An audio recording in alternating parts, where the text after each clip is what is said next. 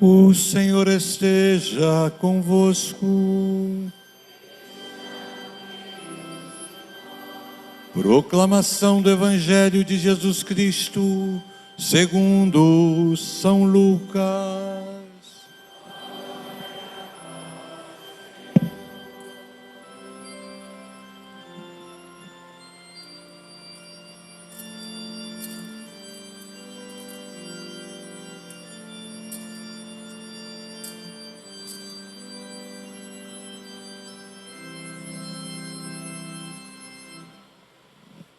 Naquele tempo, o povo estava na expectativa e todos se perguntavam no seu íntimo se João não era o Messias. Por isso João declarou a todos: eu vos batizo com água, mas virá aquele que é mais forte do que eu. Eu não sou digno de desamarrar a correia de suas sandálias. Ele vos batizará no Espírito Santo e no fogo. Quando todo o povo estava sendo batizado, Jesus também recebeu o batismo. E enquanto rezava, o céu se abriu e o Espírito Santo desceu sobre Jesus em forma visível como pomba, e do céu vem uma voz: tu és o meu filho amado, em ti eu ponho o meu bem-querer. Palavra da salvação.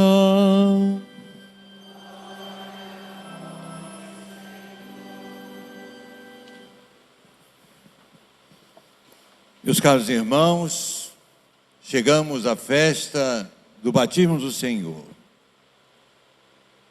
Com esta festa, estamos fechando o tempo do Natal.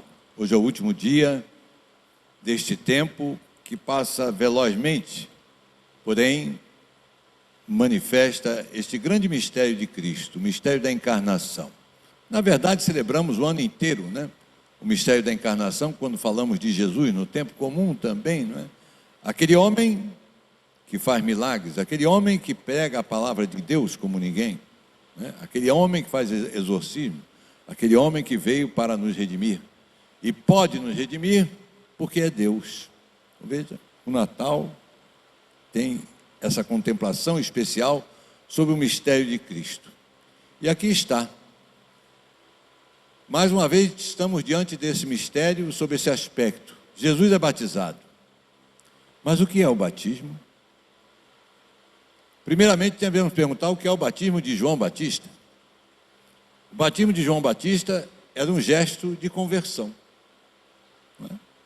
As pessoas, como preciso ser batizado, preciso me converter, preciso fazer as pazes com Deus. Mas era imperfeito. Por isso, João Batista diz que ele é o precursor, ele não é o Messias, porque a obra de santificação só o próprio Deus pode fazer. E é por isso que ele se faz homem, para que, sendo homem, sendo de nós, vai oferecer o sacrifício perfeito, como Deus. Ele é o pontífice por excelência, porque faz a ponte entre a terra e o céu.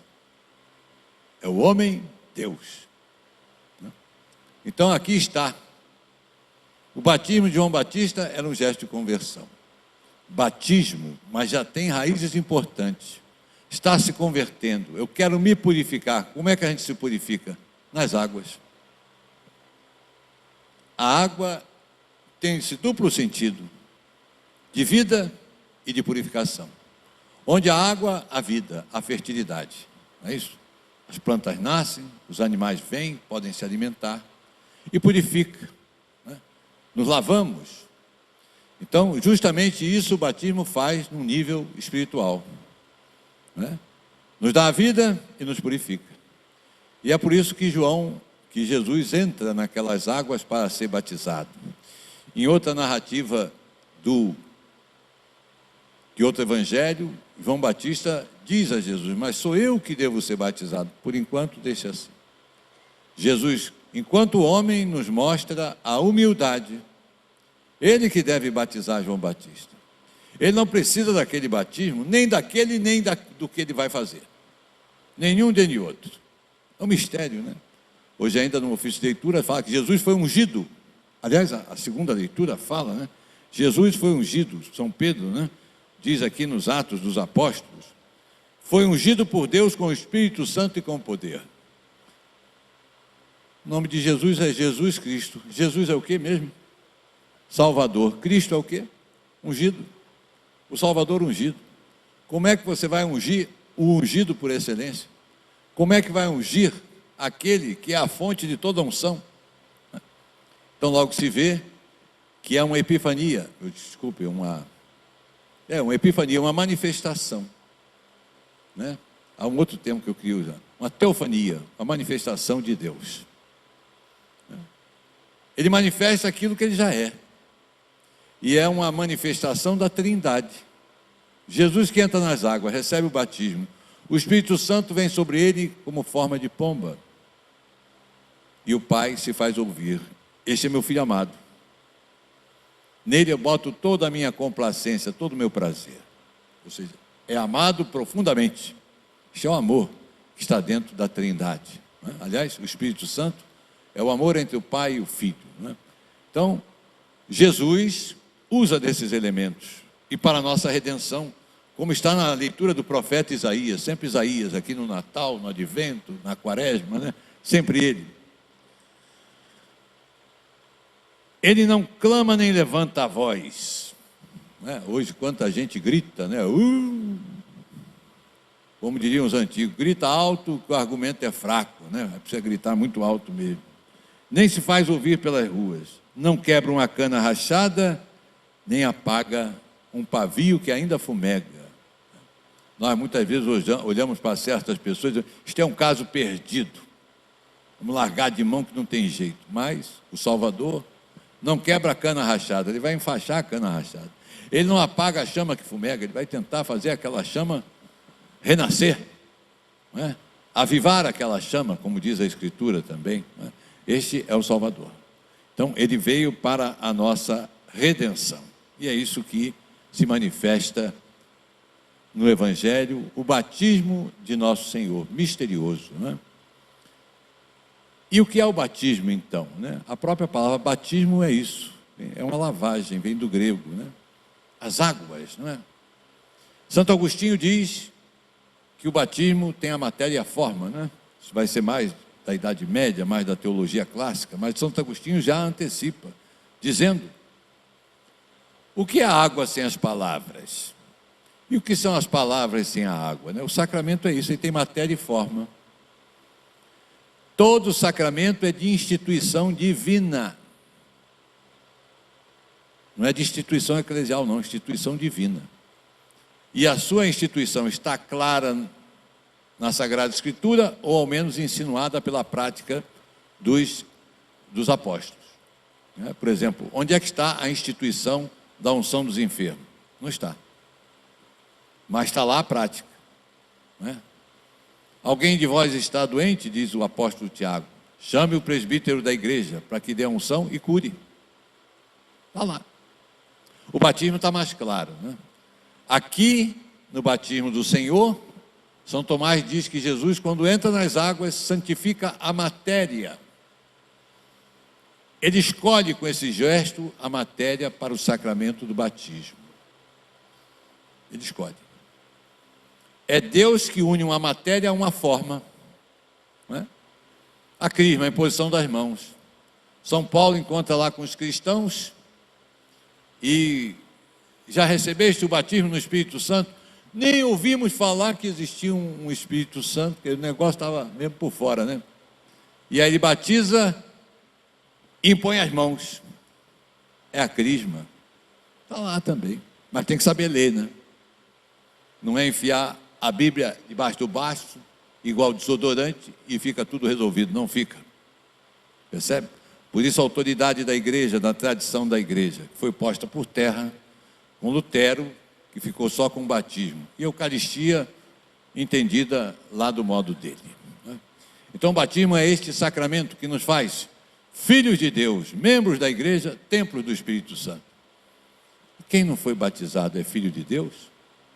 Será que todo mundo é filho de Deus ou não? Para o silêncio, não é isso? É filho de Deus pela criação. Todos são criaturas de Deus, então há esta filiação como criação. Mas falta a filiação propriamente divina que vem no sacramento do batismo. O sacramento do batismo nos dá a graça de Deus, os dons do Espírito Santo, as virtudes teologais e as virtudes cardeais, tudo isso aí. O que, seu padre? Quando o bebezinho derramou água na cabeça do bebezinho, veio tudo isso, veio. Mas está tudo em semente. A semente tem uma árvore dentro dela. Mas se você jogar aqui nessa pedra, não vai dar nada. Então tem que ser sepultada. Interessante, né? A semente é sepultada e ela morre. Morre, brota. Então tem que ser sepultada, adubada, cuidada. Então cada um tem que fazer crescer a graça recebida no batismo. E ajudar os outros. Estamos aí no ano da misericórdia, né? E a misericórdia faz de cada um de nós o penitente que recebe a graça, mas também, agora com a graça, o agente de Deus, o missionário, que deve anunciar a palavra de Deus, cada um a seu modo, segundo a circunstância de sua vida, não é? Então o batismo é isso. O batismo, qual é o maior de todos os sacramentos? Eucaristia. Porque a Eucaristia nos dá a graça que todos os sacramentos dão, mas nos dá o próprio autor da graça. Corpo, sangue, alma e divindade de Cristo. Então, Cristo inteiro. Mas o batismo é o primeiro. Veja, né? Por isso ele é o sacramento absolutamente necessário à salvação. Veja que coisa tremenda, absolutamente necessário à salvação. E quem não foi batizado, como fica, hein? Olha a problemática aí, não é? O batismo é este primeiro e urgente sacramento porque ele está ligado à grande urgência da nossa vida, que é salvar a nossa alma. E a nossa salvação começa ali. O Catecismo da Igreja Católica, falando dos catecúmenos e restaurando o rito antigo do catecumenato para se receber os sacramentos na noite de Páscoa. O adulto não batizado deveria receber o batismo na noite de Páscoa, no sábado santo, não é? Desculpe, já no domingo de Páscoa, o sábado santo de manhã.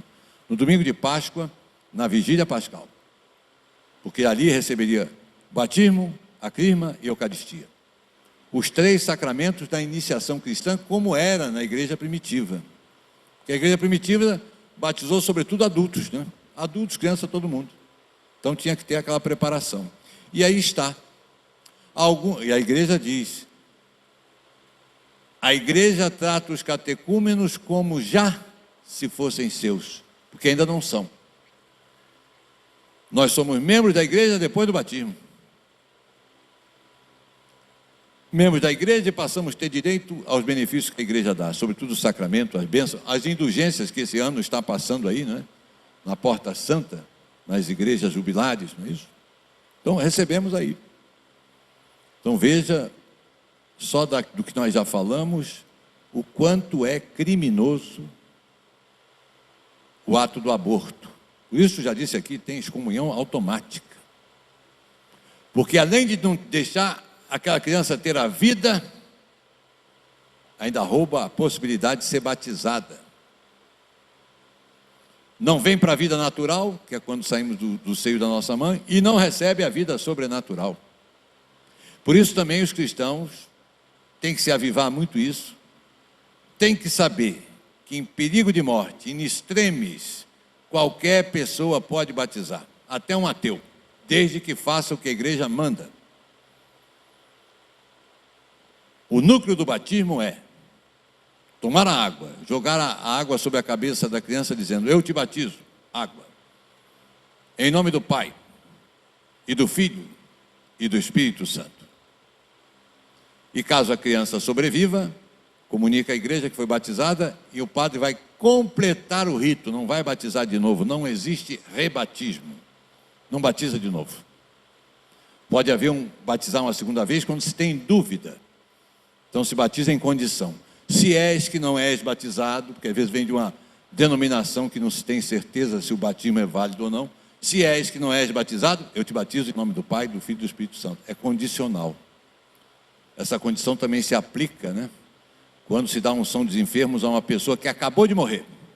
Se és que estás vivo, recebe o dom. Recebe? Porque ninguém tem um aparelho que diga se morreu mesmo. Atesta a morte clínica, mas a morte real é a separação da alma e do corpo. Ninguém sabe, né? Quando a alma deixa o corpo. Então, acabou de morrer, pode dar também a unção dos enfermos.